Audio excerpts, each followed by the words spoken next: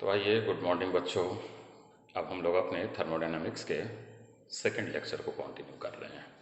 जैसा हमने first lecture में आपको कहा था कि जो बेसिक डेफिनेशंस हैं उन डेफिनेशंस पर हमने एक आपको एलिमेंट्री आइडिया दिया था और हमने बताया भी था कि जैसे बहुत सारी उसमें प्रॉपर्टीज़ थी, इंटेंसिव प्रॉपर्टी, एक्सटेंसिव प्रॉपर्टी समझा हमने दिया था। एग्जाम्पल हमने आपको लिमिटेड प्रोवाइड किया था और हमने कहा था कि अब जो हमारा अगला लेक्चर आएगा थर्मोडायनामिक्स का, एक्चुअली थर्मोडायनामिक्स वहाँ से स्टार्ट होती है, वहाँ से समझने वाले ये टॉपिक है। तो लास्ट अगर आप आ जाइए, हमारा जो लेक्चर 1 था वहाँ जो हमने स्टॉप किया हुआ था, तो हम लोगों ने लास्ट टर्म डिस्कस किया था थर्मोडायनामिक इक्विलिब्रियम। सुनिएगा, हमने थर्मोडायनामिक इक्विलिब्रियम में बताया था कि एक सिस्टम थर्मोडायनामिक इक्विलिब्रियम में तभी है जब उसमें तीन चीज़ें इक्विलिब्रियम स्टेट पे हो। थर्मल इक्विलिब्रियम मतलब टेम्परेचर का चेंजिंग नहीं हो। दूसरा हमने आपको बताया था मैकेनिकल इक्विलिब्रियम, प्रेशर या फोर्स में चेंजिंग नहीं हो। और तीसरा हमने आपको कहा था केमिकल इक्विलिब्रियम। हमने वहाँ कहा था कि मास में चेंज नहीं होना चाहिए, दैट इज़ वाई उसके केमिकल पोटेंशियल सेम होने चाहिए। जैसे एक एग्जाम्पल से स्टार्ट करते हैं अपनी लेक्चर सेकंड को। तो मान लीजिए हमारा कोई एक सिस्टम है, वो स्टेट 1 पे है। कोई हमारा सिस्टम है, ये हमारा फर्स्ट स्टेट पे है, temperature T, pressure P, volume V। आप इसे चेंज करो, ये हमारा आ गया सिस्टम। ये फर्स्ट स्टेट है, ये हमारा आ गया सिस्टम सेकेंड स्टेट।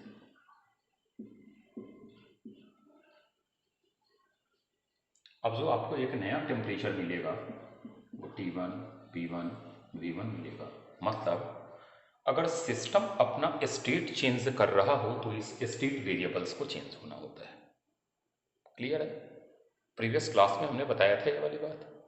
अब हमने कहा कि थर्मल इक्विलिब्रियम, थर्मल इक्विलिब्रियम में स्टेट वेरिएबल्स चेंज नहीं होने चाहिए। तीन कंडीशंस हमने आपको अर्लियर बता दिया है कि तीन कंडीशंस, अगर वो तीन कंडीशन आप लगाइए तो ये तीन चीज़ें चेंज नहीं होनी चाहिए।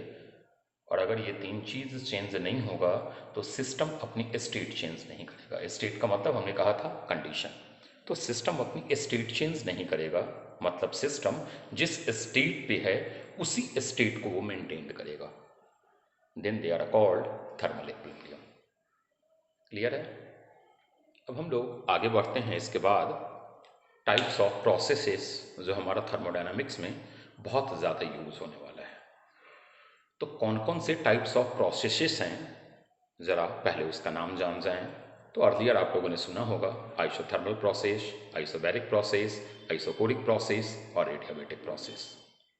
स्टूडेंट्स को अगर देखा जाए ना तो वो जस्ट लर्न रख लेते हैं। एक कॉन्सेप्ट की अगर बात करो तो कॉन्सेप्ट्स में मेजॉरिटी ऑफ स्टूडेंट्स उनका पिक्चर क्लियर नहीं होता है। क्या है आइसोथर्मल प्रोसेस, क्या है आइसोबैरिक प्रोसेस, क्या है आइसोकोरिक प्रोसेस, या क्या है हमारा एडियाबैटिक प्रोसेस। हम कोशिश करेंगे उस पिक्चर को क्लियर करना कि हम देखें और देखकर समझ जाए कि हाँ ये हमारा आइसोथर्मल है, या ऐसे हम आइसोथर्मल प्रोसेस डेवलप कर सकते हैं या बना सकते हैं। ठीक है?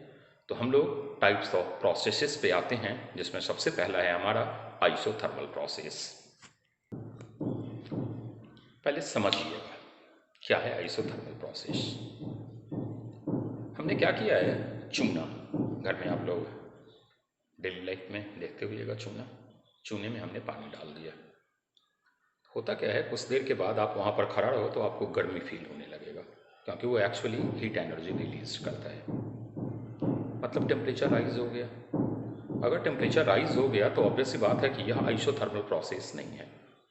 क्यों नहीं है?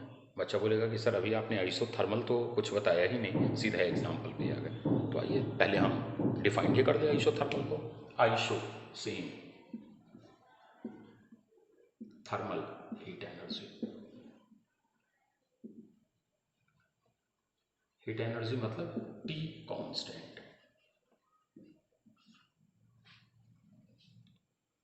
अब हम बात करते हैं उस एग्जाम्पल की। हमने एक टब में चूना ले लिया है और वहाँ पानी ऐड कर रहे हैं उस टब में। कुछ देर के बाद हम अगर वहाँ खड़े हैं तो हम देखते हैं बबल्स फॉर्म हो रहा है, और बबल्स फॉर्म होने के बाद हम अगर काफ़ी नज़दीक हैं तो हमको गर्मी टाइप का थोड़ा फील होने लग जाएगा। क्यों ऐसा गर्मी टाइप का फील होने लग गया? क्योंकि एक्चुअली जब आप चूने में पानी डाल रहे हो तो आप 9th-10th से ही एग्जाम्पल पढ़ते आए होइएगा कि ये एक एक्सोथर्मिक प्रोसेस होता है जो एनर्जी रिलीज करता है। तो टेम्परेचर बढ़ गया। अब टेम्परेचर बढ़ गया तो ये आइसोथर्मल तो है नहीं। तो हम एक काम करते हैं, मान लीजिए ये हमारा चूना है और इसमें हमने पानी डाल दिया। क्लियर? Exothermic process.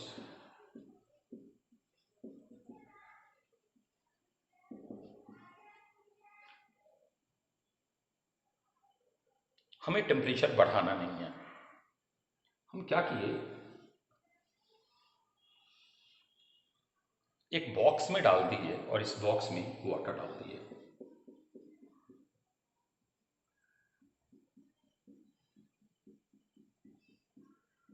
समझिएगा, ये सब लिखने वाली बात नहीं है, समझने वाली बात है। यहाँ हमने पानी डाल दिया, वाटर। उतना ही पानी डाला जितना कि हमारा जो राइजिंग टेम्परेचर हुआ था उसको वो पानी स्टक कर दे। तो पहले अगर मान लीजिए कि हमारा 25 डिग्री सेंटीग्रेड का टेम्परेचर था, तो अभी फाइनली हमारा 25 का ही टेम्परेचर ऑब्टेन हो रहा हो, तो हम बोलेंगे कि हमारा प्रोसेस आइसोथर्मल है। अब आइए एक सेकेंड एग्जाम्पल पे आते हैं। तो एक नॉर्मल एग्जाम्पल हो गया, एक सेकेंड एग्जाम्पल पे आते हैं। हमारा एक टब है और टब में पानी लिया हुआ है हमने एक टब लिया। मान लीजिए इस टब में हमारा वाटर है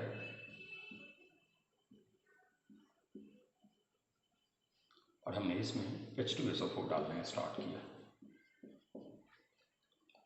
पढ़े हुए का again it is an example of exothermic process. ये एक्सो है, अगर एक्सो है तो टेम्परेचर बढ़ जाएगा, लेकिन आपको टेम्परेचर बढ़ाना नहीं है। तो हम क्या करें, मान लीजिए इतना आइस क्यूब डाले जो बढ़े हुए टेम्परेचर के, जो हमारा टेम्परेचर बढ़ा है उसको वो फिर नॉर्मल टेम्परेचर पे ले आए। बहुत ज़्यादा नहीं ले लेंगे आइस, अगर बहुत ज़्यादा आइस ले लेंगे तो फिर हमारा ये सॉल्यूशन ठंडा हो जाएगा। तो कहने का मतलब है कि टेम्परेचर पहले अगर 25 था, मान लीजिए वाटर का ये 25 डिग्री सेंटीग्रेड पे था, आपने H2SO4 डाला तो अब नया टेम्परेचर हमारा मान लीजिए 40 डिग्री सेंटीग्रेड का हो गया। तो जो हमारा राइज इन टेम्परेचर हुआ है वो 15 डिग्री सेंटीग्रेड का हुआ है। 15 डिग्री हमारा सॉल्यूशन नया टेम्परेचर ऑब्टेन कर लिया। हमने कहा कि आप इतना आइस क्यूब डालो या इतना ठंडा पानी डालो कि जो 15 डिग्री सेंटीग्रेड का राइजिंग टेम्परेचर है उसको वो सक कर ले, एब्सॉर्ब कर ले। अब बताइए, पहले भी 25 था, अभी भी हमारा न्यू टेम्परेचर 25 ही है, तो then it is a called isothermal process. Hope करते हैं समझ में आ गया होगा। मतलब टेम्परेचर आपने इंक्रीज नहीं करना है। बढ़े आगे। अब आते हैं हम लोग सेकेंड एग्जाम्पल पे, जो है हमारा आइसोबैरिक प्रोसेस।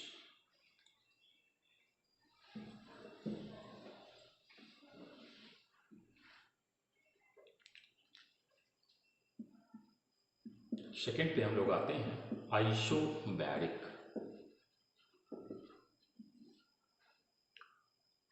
आइसोटॉम से परिचित है, फिर सेम, और बैरिक बैरोमीटर से बना है, मतलब प्रेशर।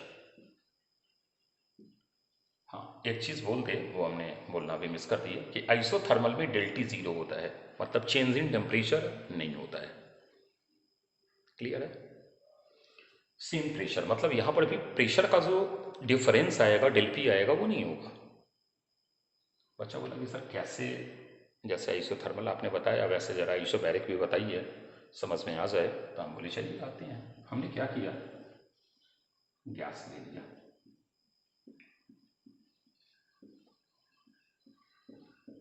हमारा गैस है, कुछ भी है अमाउंट है, 1 मोल ले लो, 5 मोल ले लो, 20 मोल ले लो, 50 मोल ले लो, उस पर अभी हम लोग कॉन्सेंट्रेट नहीं कर रहे हैं। ये गैस है और यहाँ पर हमने डाल दिया पिस्टन। ये हमारा पिस्टन है। पिस्टन पर हमने कंडीशन डाल दिया कि ये वेटलेस है, वेट नहीं है इसका, एज वेल एज ये मूवेबल है। तो ये फिक्स नहीं किया गया है, अप डाउन हो सकता है।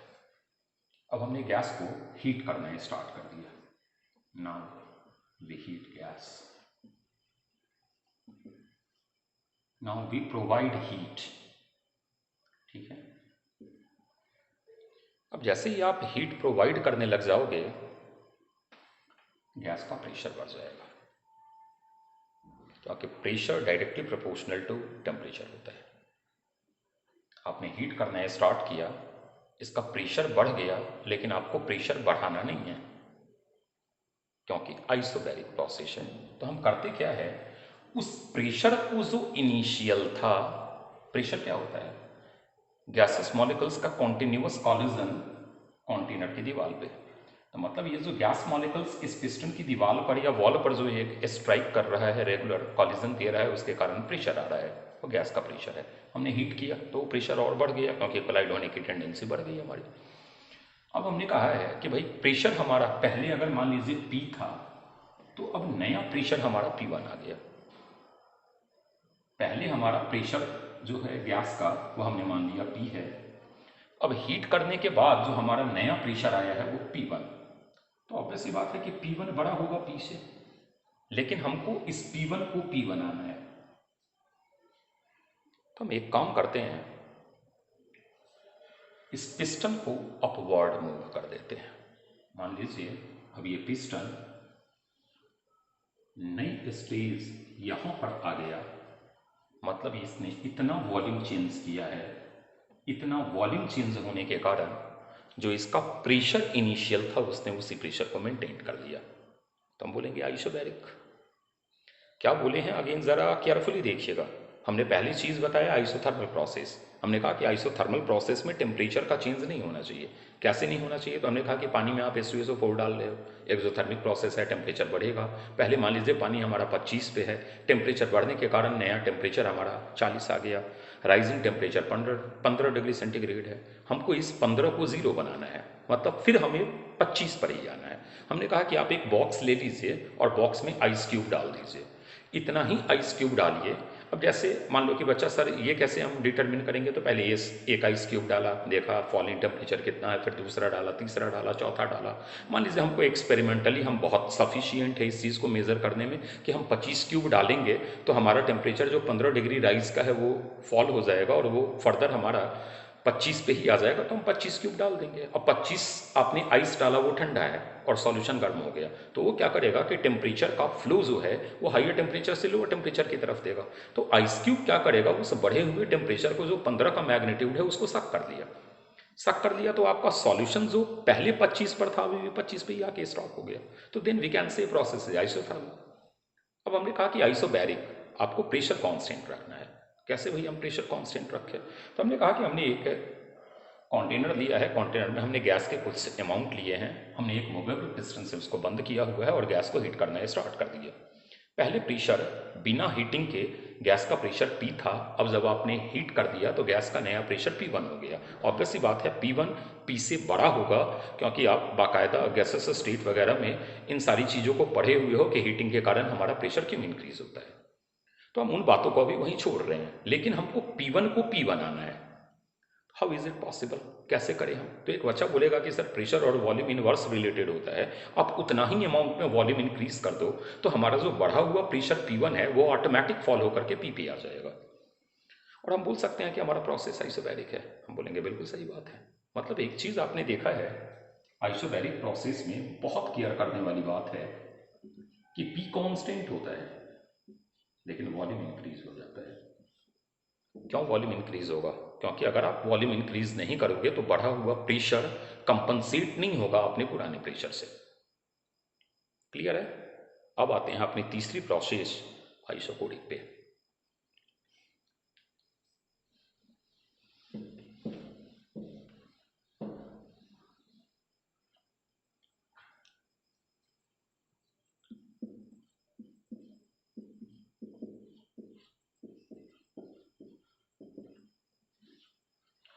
Isothermal del T 0, isobaric del P 0, isochoric del P 0।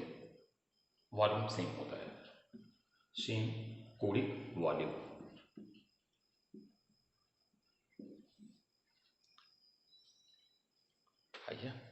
फिर अपने उसी एग्जाम्पल पे आते हैं जो सेकेंड एग्जाम्पल था। हमने एक कंटेनर दिया, कंटेनर में हमने गैस दिया, हमने पिस्टन दिया, ये हमारा गैस है।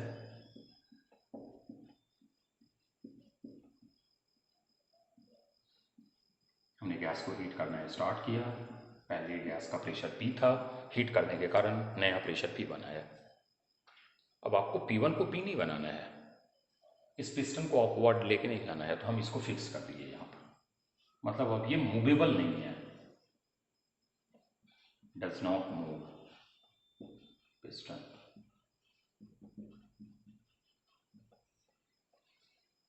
पहले में क्या था, पिस्टन मूवेबल था, पिस्टन मूव हो सकता था। यहाँ तो अब पिस्टन मूव ही नहीं हो सकता है। तो अगर पिस्टन मूव नहीं होगा तो आपका जितना वॉल्यूम पहले था उतना ही वॉल्यूम अभी भी है, लेकिन प्रेशर बढ़ गया।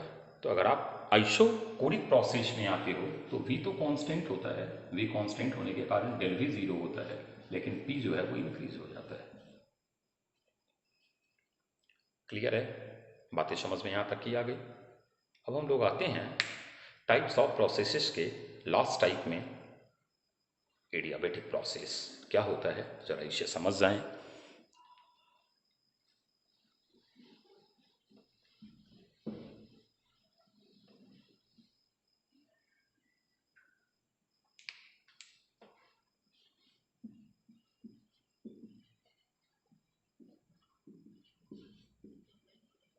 पहली चीज जानिए कि एडियाबेटिक प्रोसेस आइसोलेटेड सिस्टम में होता है। सिस्टम का आइसोलेटेड होना जरूरी है।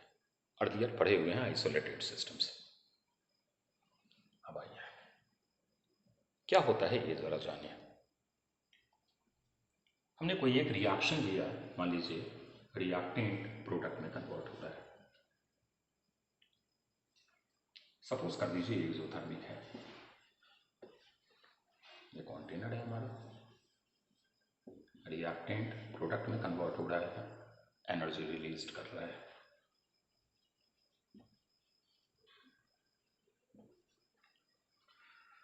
लेकिन ये released amount of energy outside नहीं जाएगा,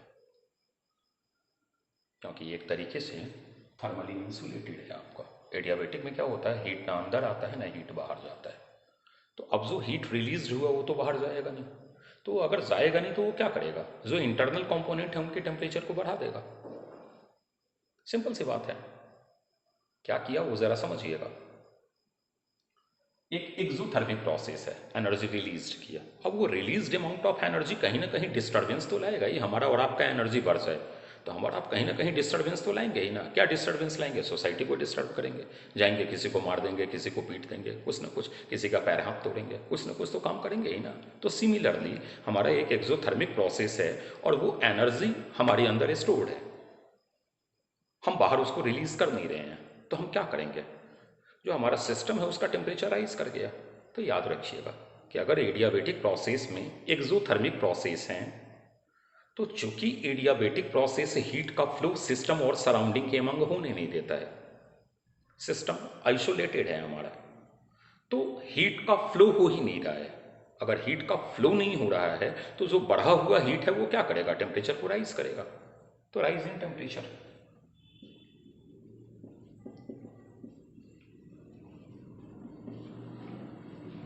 अब अगर मान लीजिए इसी सिचुएशन को हम ले लें कि रिएक्टेंट प्रोडक्ट में कन्वर्ट हो रहा है, लेकिन ये एंडोथर्मिक प्रोसेस है, मतलब इसको एनर्जी रिक्वायर्ड है। अब जब तक आप एनर्जी दीजिएगा नहीं ये प्रोसेस चेंज होगा नहीं, मतलब आरपी में कन्वर्ट होगा नहीं। अब बाहर से एनर्जी तो आप दे नहीं रहे हो। तो हमारा घर का जो बैंक बैलेंस है, मान लीजिए अभी हम बाहर जा नहीं सकते हैं एटीएम से पैसा निकालने के लिए और हमको ज़रूरत आ गई कोई काम के लिए, तो हमारा घर में जो बैंक बैलेंस है हम उसी को यूज़ करेंगे ना। तो अब ये क्या करेगा, सिस्टम के अंदर जो ये स्टोर्ड एनर्जी है उसको ये खींचना ये स्टार्ट करेगा, उसको ये सक करके अपनी प्रोसेस को ये कॉम्पेन करेगा।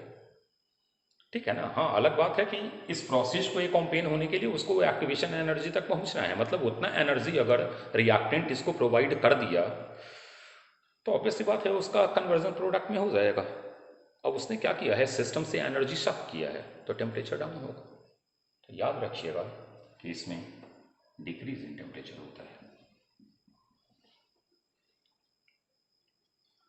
होपफुली जो हमने 4 प्रोसेसेस बताए वो समझ में आ गया होगा। क्या है हमारा एडियाबेटिक प्रोसेस? एडियाबेटिक प्रोसेस में सिस्टम और सराउंडिंग के अमंग हीट का फ्लो नहीं होता। एडियाबेटिक प्रोसेस आइसोलेटेड सिस्टम में एप्लीकेबल होता है। बाद बाकी आप क्लोज ओपन में लगा लो, कोई दिक्कत नहीं है। फिर हमने कहा हमारा क्या है आइसोथर्मल प्रोसेस, क्या है हमारा आइसोबैरिक प्रोसेस, क्या है हमारा आइसोकोरिक प्रोसेस एक्सेट्रास। समझ में आ गई होगी बात। अब हम लोग इसके बाद एक बहुत मोस्ट इंपॉर्टेंट टॉपिक की बात कर रहे हैं, वर्क डन। ठीक है, तो आइए जरा समझे उसके बारे में। टॉपिक का नाम देखिएगा, reversible and irreversible process in thermodynamics. अच्छा बोलेगा सर अब भी आपने कहा वर्क के बारे में पढ़ रहे हैं, आप ये चीज़ ले आए। तो एक्चुअली वर्क जो हमारा होता है, आगे एक बात बोलेंगे, वो हमारा पाथ डिपेंडेंट होता है। दैट इज़ वाई वर्क का फॉर्मूला रिवर्सिबल और इरिवर्सिबल के लिए अलग अलग आता है। अब होता क्या है कि जब बच्चे न्यूमेरिकल सॉल्व कर रहे होते हैं ना, उनको पता ही नहीं लगता है कि भाई ये रिवर्सिबल वर्क है, ये रिवर्सिबल वर्क है। अगर ये रिवर्सिबल वर्क है तो ये क्या करेगा, ये अगर ये रिवर्सिबल प्रोसेस है तो ये क्या करेगा। तो मेजॉरिटी ऑफ स्टूडेंट्स जो एक मेरे पास एक्सपीरियंस है, उस एक्सपीरियंस के बिहाफ पर जब कोई न्यूमेरिकल सॉल्व कर रहे होते हैं और बच्चे को एकाएक सर्टेन हमने दे दिया कि बच्चे ठीक है ये देखकर पहचानो कि ये रिवर्सिबली हमारा ट्रीट हो रहा है या रिवर्सिबली ट्रीट हो रहा है, तो बोलता है कि सर डोंट आइडिया, बस। फिर वो आगे बोलेगा, कोई बोलेगा कि सर वर्क बराबर वो P external into del V लगा लो, कोई बोलेगा कि नहीं सर वो N R T L N V final by V initial लगा लो। पूछो उससे कि ये वाला फॉर्मूला क्यों लगा, सर आंसर मैच कर गया, दैट इज़ वाई। तो हम लोग इन्हीं चीज़ों को समझते हैं कि हमारा रिवर्सिबल और इरिवर्सिबल प्रोसेस थर्मोडायनामिक्स के अंदर क्या है। बहुत इंपॉर्टेंट बात है, ये समझने वाली बात है। तो आइए हम लोग 2 केसेस डिस्कस करते हैं जिससे हमारा सिचुएशन क्लियर हो जाए, ये जो कॉन्सेप्ट है वो क्लियर हो जाए।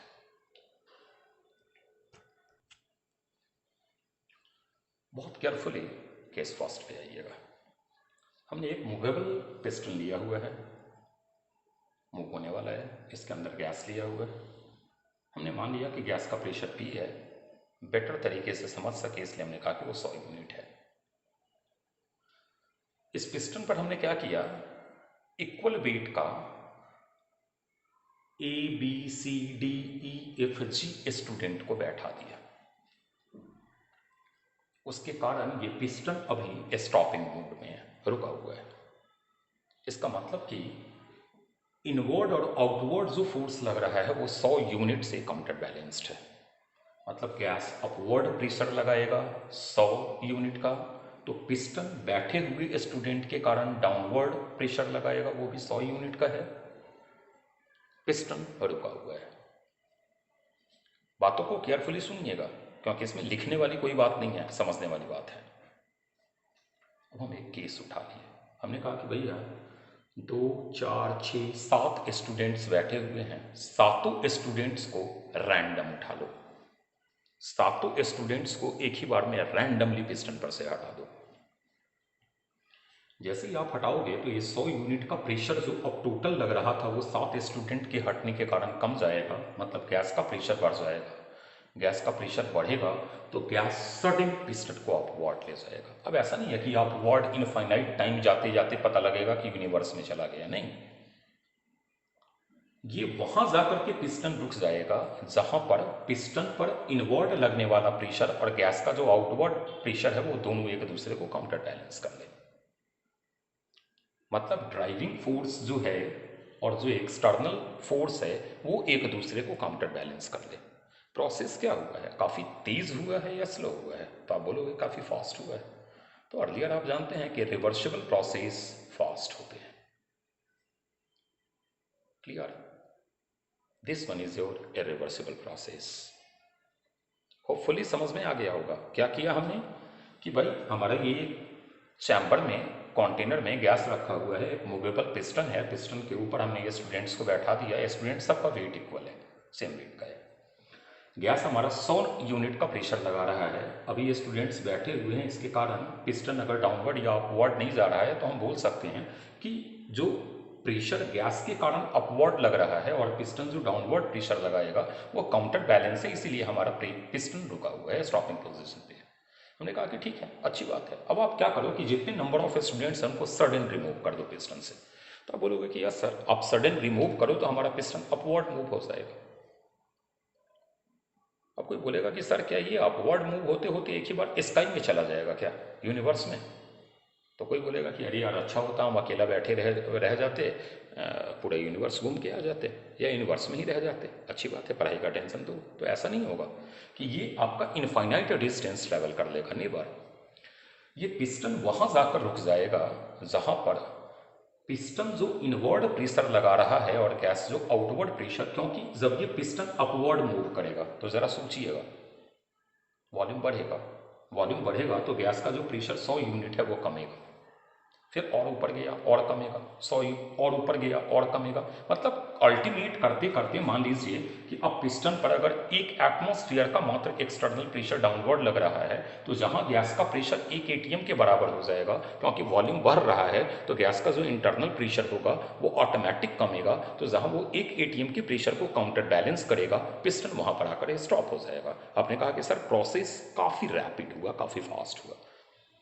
It means we can say it is a reversible process. Clear है? तो एक बात याद रखिएगा कि रिवर्सिबल प्रोसेस काफी फास्ट होते हैं। दूसरी एक चीज और, एक जरा कॉमन एग्जांपल समझना। मान लीजिए कि अंडरटेकर की लड़ाई अंडरटेकर टाइप के ही आदमी से और अंडरटेकर की लड़ाई 6 साल के बच्चे से, किसमें उसको अंडरटेकर को मैक्सिमम एफिशिएंसी यूज करना पड़ा? तो आप बोलोगे कि सर जिसमें वो अंडरटेकर अपने दूसरे टाइप आदमी से लड़ाई किया है, बच्चे से वो लड़ाई किया है, उस मोमेंट पे उसने मैक्सिमम वर्क परफॉर्म नहीं किया, क्योंकि बच्चा है, एक चाटा कस के लगाया, बच्चा दूर जाकर गिरा, लेकिन उसके सामने अगर बिल्कुल उसी की तरह का इंसान खड़ा है तो उससे जीतने के लिए अपना मैक्सिमम एफिशिएंसी यूज करना होगा। अच्छा बोलेगा कि ये वाली बात यहाँ सर क्यों ले आए? तो एक बात यहाँ बताइएगा, जैसे ही सडन आपने सातवें स्टूडेंट्स को हटाया है, इस पिस्टन को अपवर्ड ले जाने के लिए गैस का जो प्रेशर है उसको बहुत ज़्यादा वर्क नहीं करना पड़ा। मतलब अगर ड्राइविंग फोर्स और एक्सटर्नल फोर्स या प्रेशर, इनमें एक बहुत बड़ा डिफरेंस आ जाए, लार्ज स्केल का डिफरेंस आ जाए, तो जो वर्क होता है वो मिनिमम परफॉर्म होता है। वर्क क्या है भाई? तो आप उस फिजिक्स में आप कुछ और पढ़ते होइएगा, कोई लेना देना नहीं, लेकिन वर्क क्या है? हम जो काम कर रहे हैं उसका ऑपोजिशन। हम मान लीजिए कि दीवार को धक्का दे रहे हैं तो दीवार हमें भी पीछे की तरफ धक्का दे रहा है, तब हम वर्क परफॉर्म कर रहे हैं। मतलब वर्क के लिए अपोजिट प्रोसेस का होना जरूरी है। अब मान लीजिए दीवार बहुत मजबूत है तो हम बोलते हैं कि हमने वर्क मैक्सिमम। अब जैसे एक झोपड़ी है, उसको आप तोड़ने गए, पता लगा कि 5 मिनट में तोड़ के घर आ गए, फिर आराम कर रहे हैं। लेकिन एक सीमेंटेड दीवार है, अब उसको तोड़ने गए, भर दिन लग गया, तब भी ज़रूरी नहीं है कि दीवार टूट गया। क्यों? क्योंकि आपने जो दीवार पर एक फोर्स लगाया है दीवार गिरने के लिए, तो दीवार ने उतने ही मैग्नीट्यूड का फोर्स आप पे लगाया है। वो तभी गिरेगा जब आपका फोर्स थोड़ा बढ़ेगा। तो मतलब जो अपोज करने वाला हो, वो रेसिस्ट करने वाला हो, उसका भी मैग्नीट्यूड आप जो परफॉर्म कर रहे हैं उसके मैग्नीट्यूड के ऑलमोस्ट बराबर हो जाए, तो वी कैन से कि हमने मैक्सिमम वर्क परफॉर्म किया। तो यहां पर तो मैक्सिमम वर्क ही नहीं आ रहा है। तो आज से एक बात याद रखिएगा कि कभी भी इरिवर्सिबल प्रोसेस में जो वर्क परफॉर्म होता है वो मैक्सिमम वर्क नहीं होता। क्लियर है? अब आते हैं अपने सेकेंड टाइप पे। तो आइए जरा, क्या है सेकेंड टाइप वो भी देख ले। बिल्कुल सेम सिचुएशन, पिस्टन रुका हुआ है, 100 यूनिट का फोर्स आ रहा है। अब हमने क्या किया, एक स्टूडेंट को हटा दिया, रिमूव कर दिया। एक स्टूडेंट को हमने रिमूव किया है तो गैस का प्रेशर बढ़ जाएगा। मतलब अब जो न्यू प्रेशर होगा ड्यू टू रिमूविंग स्टूडेंट,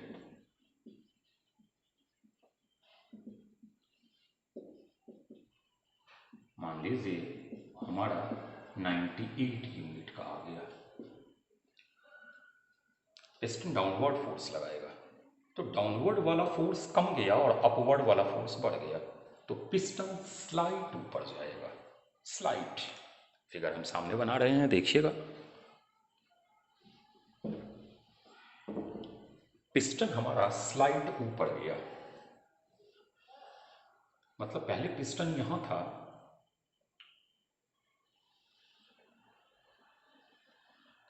लेकिन एक स्टूडेंट को हटा लेने के कारण अब जो हमारा पिस्टन का नया पोजीशन है वो ये है।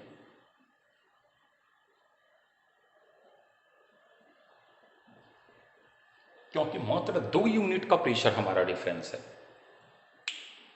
क्लियर है? अब पिस्टन हमारा यहां आ गया,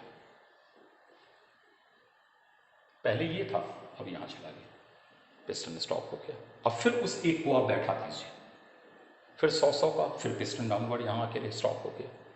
अब यहाँ पर क्या है, नंबर ऑफ स्टूडेंट्स ए हैं, बी हैं, मान लीजिए सी है, डी है, ई है, एफ है। यहाँ पर तो ऑलरेडी हमारा जी था ही, हमने वहाँ जी को हटाया। कंपेयर करना फर्स्ट केस से। फर्स्ट केस जितना रैपिड हुआ था ये उतना रैपिड नहीं होगा। क्यों? क्योंकि आपने प्रेशर को बहुत कम मैग्नीट्यूड से चेंज किया है। फिर उस एक स्टूडेंट को आप यहाँ बैठा दो, फिर ये पिस्टन नीचे आ जाएगा। तीसरा केस, बच्चा बोला कि सर एफ को भी हटा लेते हैं, तो मान लीजिए 2 यूनिट और कम हो। अब 98 गैस का इंटरनल प्रेशर हो गया हुआ है, तभी ये पिस्टन यहाँ रुका हुआ है, 100 तो अब रहा नहीं। अब मान लीजिए कि आपने एक और एफ को हटा दिया, अब नया प्रेशर 96 हो गया, फिर पिस्टन थोड़ा और अपवर्ड जाएगा। मतलब हो क्या रहा है वो देखिएगा। ये मान लीजिए हमारा कंटेनर है और ये हमारा पिस्टन है। आपने एक स्टूडेंट्स को हटाया, पिस्टन अपवर्ड गया, फिर एक को हटाया, पिस्टन अपवर्ड गया, फिर एक को हटाया, पिस्टन अपवर्ड गया, फिर एक को हटाया, पिस्टन अपवर्ड गया, फिर एक को हटाया, पिस्टन अपवर्ड आया, एक को बैठाया, पिस्टन डाउनवर्ड आया, एक को बैठाया, पिस्टन डाउनवर्ड आया, एक को बैठाया, पिस्टन डाउनवर्ड आया, एक को बैठाया, पिस्टन डाउनवर्ड आया। क्लियर है? This one is a reversible process. अब क्या है रिवर्सिबल प्रोसेसेस के फीचर्स, वो हम ज़रा आपको डिस्कस करते हैं। तो क्या बोलता है ये ज़रा देखिएगा भाई। हम लोग देखिए कि क्या हमारा रिवर्सिबल में हुआ है, तो स्लो स्टेप है पहले के रिस्पेक्ट में। पहला रैपिड हुआ था, ये धीरे धीरे हो रहा है। सेकेंड, नंबर ऑफ स्टेप्स में ये कंप्लीट हो रहा है। पिछला एक ही स्टेप में कंप्लीट हो गया था, ये नंबर ऑफ स्टेप्स में कंप्लीट हो रहा है। तीसरा, हर स्टेज पर मैकेनिकल इक्विलिब्रियम आ रहा है, क्योंकि बहुत बड़े प्रेशर के मैग्नीट्यूड में आप चेंजिंग नहीं ला रहे हैं। एक को हटाया, मैग्नीट्यूड कम, फिर एक को बैठा दो, फिर आप इनिशियल स्टेज पे आ गए। तो at each stage mechanical equilibrium is obtained. फिर हमने कहा कि यहाँ कंट्रोलिंग पावर हमारे पास है, क्योंकि हम एक एक कर हटा रहे हैं। ऐसा नहीं है कि हमने रैंडम सारे को हटा दिया है, वहाँ कंट्रोलिंग मेरे पास नहीं है, क्योंकि बहुत रैपिड है प्रोसेस। Controlled by us. अब यहाँ क्या है कि अपोज करने वाला जो है वो भी बहुत ताकतवर है, क्योंकि आप एक स्टूडेंट को बैठाए हो तो 6 अभी भी बैठा हुआ है, जो सिस्टम को ऊपर जाने के लिए अपोज करेगा। प्रीवियस में क्या हुआ था, 7 का 7 स्टूडेंट हट गया था, तो अपोजिशन ही नहीं था। यहाँ क्या है कि 6 अपोजिशन अभी प्रेजेंट है। तो बोलता है कि सिस्टम को मैक्सिमम वर्क करना पड़ता है। तो याद रखिएगा कि रिवर्सिबल प्रोसेस में अगर आप वर्क कर रहे हो तो आपको मैक्सिमम वर्क करना होगा। यहाँ से एक चीज़ नोट कर लेना दिमाग में कि अगर एक गैस एक्सपैंड हो रही है रिवर्सिबली, अगर एक गैस एक्सपैंड हो रही है रिवर्सिबली, तो वो गैस जो हमारा सिस्टम है वो मैक्सिमम वर्क परफॉर्म करेगा, और मैक्सिमम वर्क परफॉर्म करेगा तो टेम्परेचर का चेंज भी मैक्सिमम आएगा। अब वो टेम्परेचर का चेंज बढ़ेगा या कमेगा, ये बात की बात है। जैसे अगर सिस्टम ने काम किया है तो सिस्टम मैक्सिमम वर्क कर रहा है, तो ऑब्वियस बात है कि टेम्परेचर कम जाएगा। और अगर सिस्टम पे काम कर रहे हो, ये आगे और समझेंगे, ये साइन कन्वेंशन है, अभी घबराना नहीं है। और अगर आपने सिस्टम पे काम किया है रिवर्सिबली, तो मैक्सिमम सिस्टम पर आपने वर्क डाल दिया, मैक्सिमम वर्क डाल दिया, तो इसका टेम्परेचर मैक्सिमम बढ़ जाएगा। क्लियर? होपफुली जितने हमने प्रोसेसेस बताए हैं वो समझ में आया होगा। इसे केयरफुली ऑब्जर्व कीजिएगा, फिर हम लोग अगले लेक्चर में अब वर्क डन वगैरह का फॉर्मूला वगैरह समझेंगे। Okay, thank you.